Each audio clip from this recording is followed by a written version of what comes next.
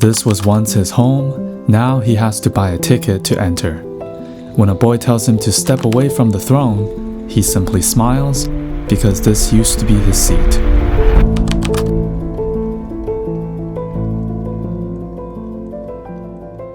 Today, let's talk about the life of the last emperor of China, Puyi. Perhaps the most well-known film about him is The Last Emperor, which was a British-Italian co-production directed by Bernardo Bertolucci in 1987. And remarkably, this remains the first and only time the Chinese government allowed a Western film crew full access to the Forbidden City, and I'll explain how that happened later in this video. The story follows Puyi. In 1908, he was chosen as emperor by Empress Dowager Cixi. He was not even 3 years old at the time.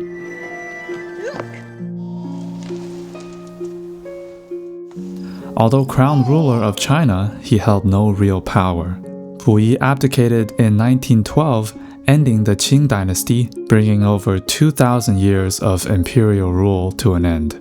Yet Puyi remained in the palace under a political compromise by the new republic government, completely isolated from the outside world, living on as a symbolic emperor. The real power belonged to Yuan Shikai, the president of the Republic of China at the time. He was a power-hungry former Qing general whose army, the Beiyang Army, made him indispensable after the negotiations that ended the 1911 revolution.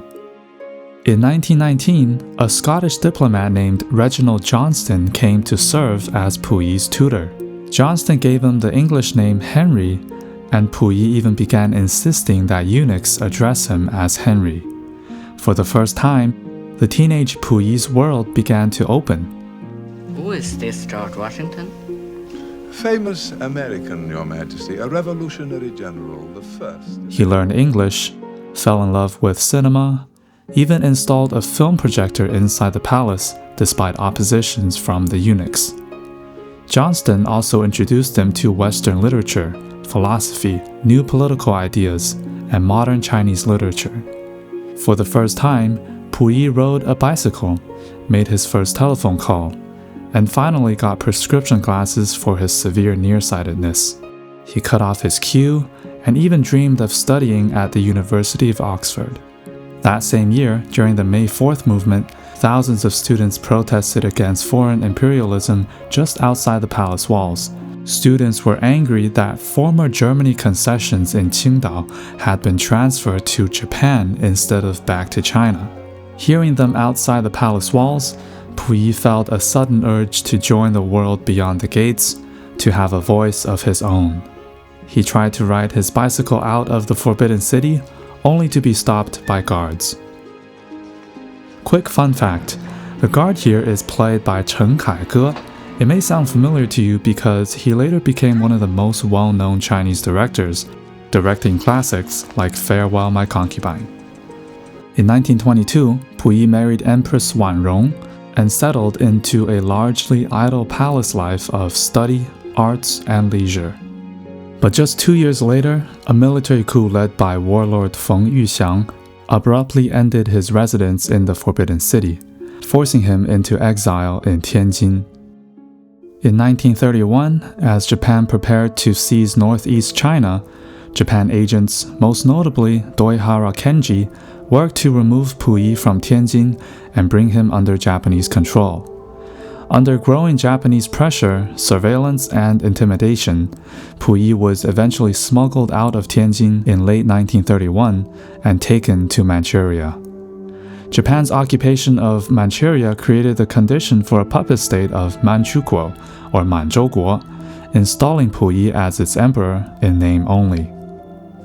His wife Wanrong strongly opposed working with the Japanese, as she saw through Japan's malicious intentions. Puyi didn't have much choice at that point, but he also clung to the illusion of power and believed that Japan would help him restore his lost glory. I would never go to Japan. Then go to your room. Most would agree, and he even admitted himself in his memoir that he was not a good husband. His neglect contributed to Wanrong's severe depression, isolation, and addiction to opium. Her life was particularly tragic. I may do a separate video talking about her. In 1945, the Soviet Union invaded Manchukuo, bringing that regime to an end, and after Japan's surrender, Puyi was captured by Soviet forces.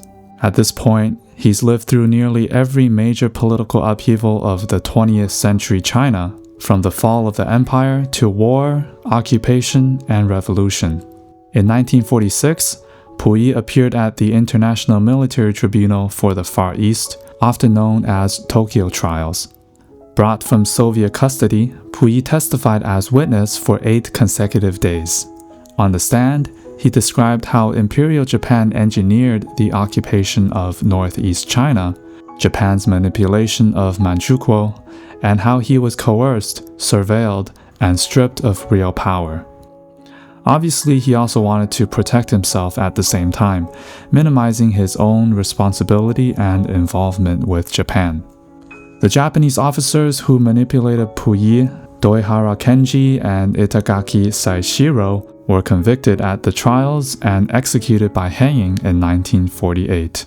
Puyi was then transferred to China along with other Manchukuo officials, where he underwent 9 years of re-education and labor reform for collaborating with the Japanese. His confinement began at birth and only ended when he was released from prison as an ordinary citizen. The last few years of his life, he was working at a botanical garden in Beijing. He died in 1967, just as the Cultural Revolution was beginning to intensify.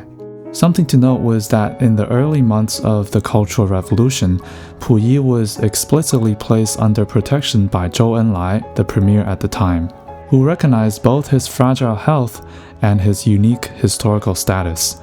Because of this, Puyi was largely shielded from the worst public humiliations and violence that many others faced.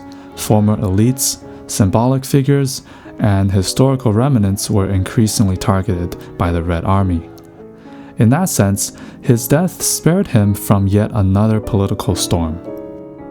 So I recommend watching the film The Last Emperor, and if you have some extra time after watching this film, you can also read Twilight in the Forbidden City by Reginald Johnston, Puyi's tutor, and From Emperor to Citizen by Puyi himself. The Last Emperor was a massive success. Starring John Lone and Joan Chen, in 1988, it swept the Oscars, winning 9 Academy Awards. What made the film truly special, though, was how it was made.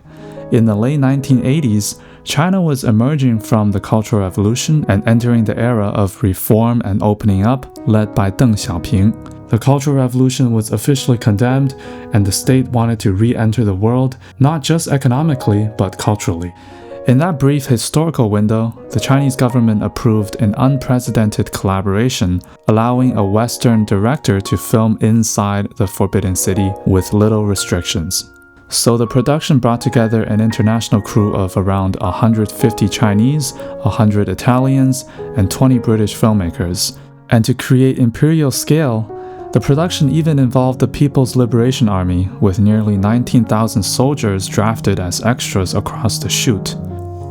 Bertolucci was granted remarkable creative freedom, something that would be almost unimaginable before and after this moment. Young Chinese directors at the time like Zhang Yimou was also involved in the production, and as I mentioned before, Chen Kaige, another great Chinese director, was even an extra in this film.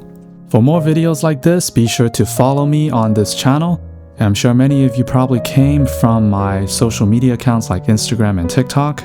But if not, be sure to follow me there too, because these videos will come out first on those other accounts. Join my Discord server where we talk about Chinese films. All the links will be in the video description.